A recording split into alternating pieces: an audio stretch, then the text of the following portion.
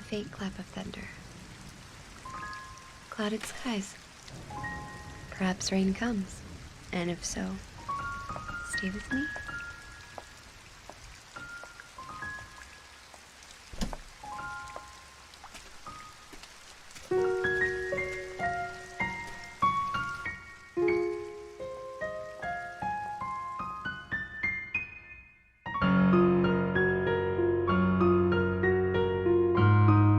Like an ocean that just complements the state of your mind, Makoto Shinkai's animation enthralls you and calms you. He is right now one of the best screenwriters in the industry with his brilliant use of foreshadowing, timing of Tchaikovsky, and his mesmerizing scenic callbacks give you goosebumps. For those who don't know who Makoto Shinkai is and is not familiar with his work, 新海誠、この名前を聞いたことがありますか？それは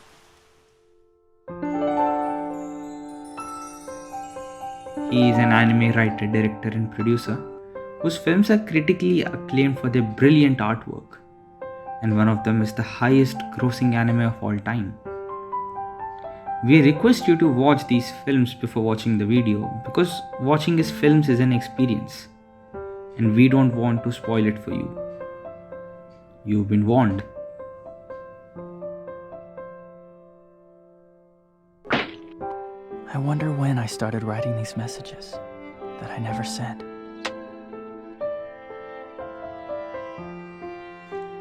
Shinkai has a very distinct vision and direction that is evident in all his movies.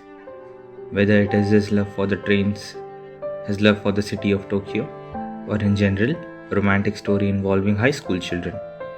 However, what, in my opinion, makes a Makoto Shinkai movie a Makoto Shinkai one is his consistent treatment of time as a separate character. Now, a lot of filmmakers have used time as a separate character.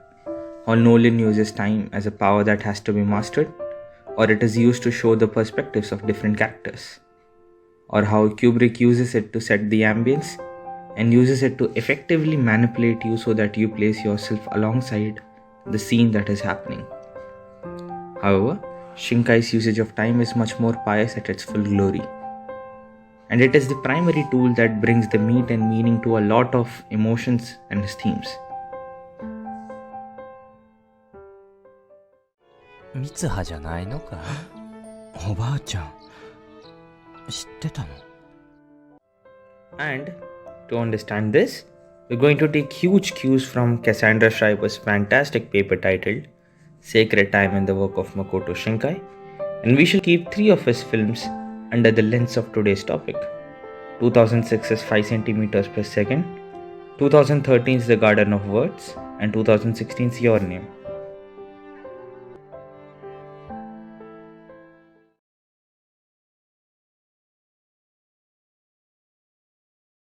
Even before the title of the segment is revealed, we see multiple close-up shots. A puddle, a moped, a water cooler, and a van. These are quick and just get registered in the mind of the viewer as a reflection of the time these objects are in. And all of these objects have one thing in common: the falling of cherry blossoms. We then see two kids out of focus from a POV of a convex traffic safety mirror, and again, there is a rapid cut sequence of the girl Akari before she starts to run and Takaki chases her. Just like before, the cuts are fast and the viewer can just administer its essence, or in simple words, its feel. Akari is on the other side of the railway track and says, 来年も一緒に桜見れるといいね。 A train arrives and end of the scene. In 16 shots, and the longest being when Akari tells a wish to meet every year to watch the cherry blossoms, we are already in the mind of Takaki. The whole scene is brightly lit and fractured. We remember the feel and the message, and rest else is rough and racing. It is a memory. Important, unforgettable, but still a memory. After the title card is flashed, we now see close-up shots which are much slower and in much contrast with the previous string.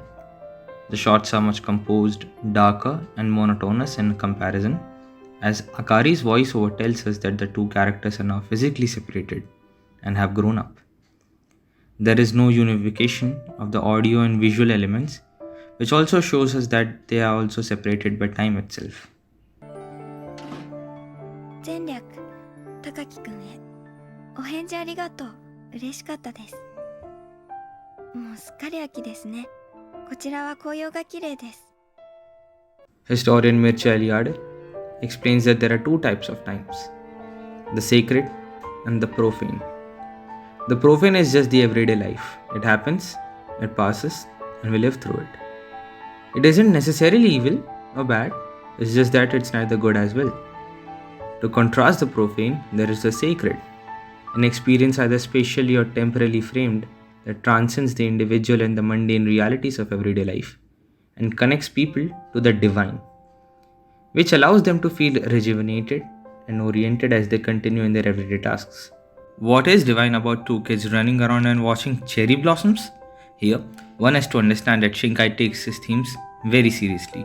He doesn't break the fourth wall or try to bring in quips to ridicule the concept for the sake of it. Anime as an art form has the liberty to be surrealist, and hence it does. Here, love is the surrealist element that has the ability to make time sacred, and this moment of watching cherry blossoms is a ritual. But sacred time is nothing if its occurrence is not challenged by the profane time. And this is what we see in the next scene. Takaki is on his way to meet Akari, who now lives much far away from him. He plans his way to dot perfection though. He leaves his school on time, catches trains on time. However, his train is delayed due to snow. Here we learn a very important point that despite we and time have a very deep connection, we as people don't have any control over it. In spite of losing his letter and the last train being delayed for 2 hours more, Takaki meets Akari finally, and this is the first moment of warmth we see happening in real time. They both share a kiss, and this is something that Takaki hadn't experienced ever before.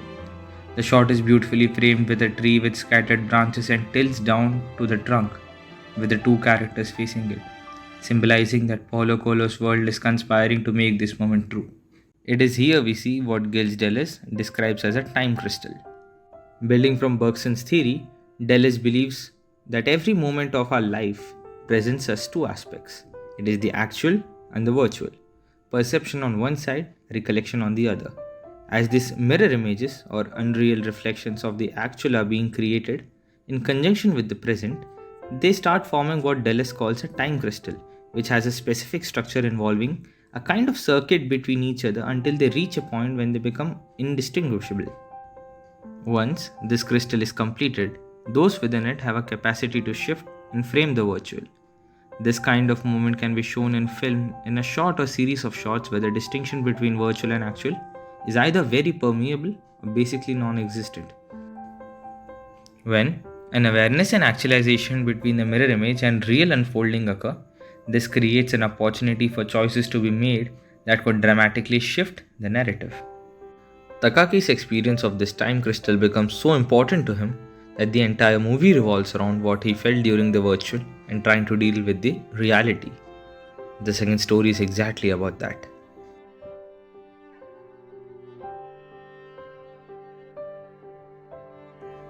The Cosmonaut is a fairly existential segment where both the main characters, Takaki and Sumida, are under tremendous pressure of moving ahead and choosing their professional careers.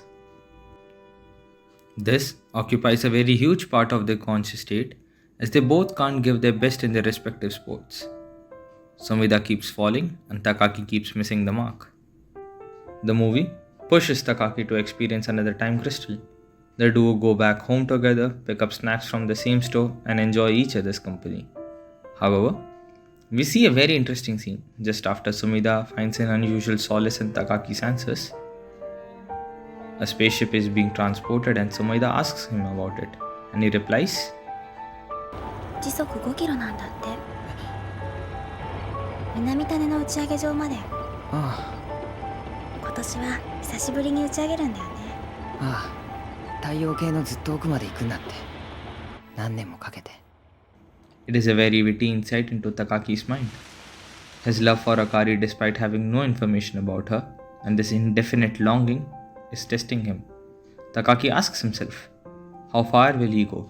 Or how far can he go? Sumida, on the other hand, finds herself rejuvenated and is finally able to surf a wave after 6 months. She is confident and decides to confide until she faces the moment. Her bike fails to start and they walk back home. Seems like time gifted her with one more chance, but she is overwhelmed by her emotions. What is here to notice is Takaki's inability to connect. The spaceship is launched into the sky and disappears, and Sumida understands that no matter what she says, it won't matter to Takaki as he is not with her. He is far away from her, just like the spaceship that will fly away, no matter what is happening in people's lives.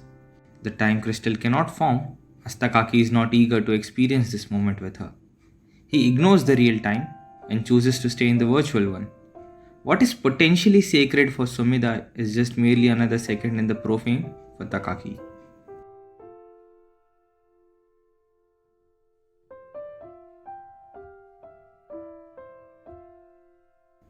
The third segment ramps up the existential tone as we see Takaki completely lost.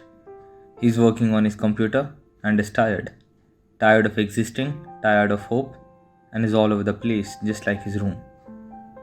He's sucked into the mundane nature of life and relies on fate to give him some sort of closure. He's ignoring his girlfriend and acknowledges that he has no connection with her. He's at a loss of purpose and is carrying the burden of existence with the same repetitive, profane routine of everyday life, with no motivation at all. We learn that Akari is about to get married in a month, and remembers Takaki because of a letter she found in her room while cleaning up. While Akari's recollection of Takaki is a lost memory, or in her own words, a boy from the distant past, it is shown to contrast how, for Takaki, Akari is his distant future. One has taken the train and left, the other is still waiting at the station. It is here, when 5 centimeters per second completes his philosophical cycle. Takaki is done waiting, and this time when the cherry blossoms come, he fulfills the promise made earlier by himself. He decides to acknowledge the real time and makes it sacred. He lets go of his past and decides to appreciate the present. This moment is better explained by Eric Berlatsky's words. The present moment bears the burden of the entirety of the past, but it is also the one moment that is not purely part of the past, not strictly a part of the consciousness, but it is also one part of world of matter, on the order of the real, and is therefore the one moment when true freedom is possible. The freedom to move beyond our own history, our repeated social plots, and to instead create and experience something new.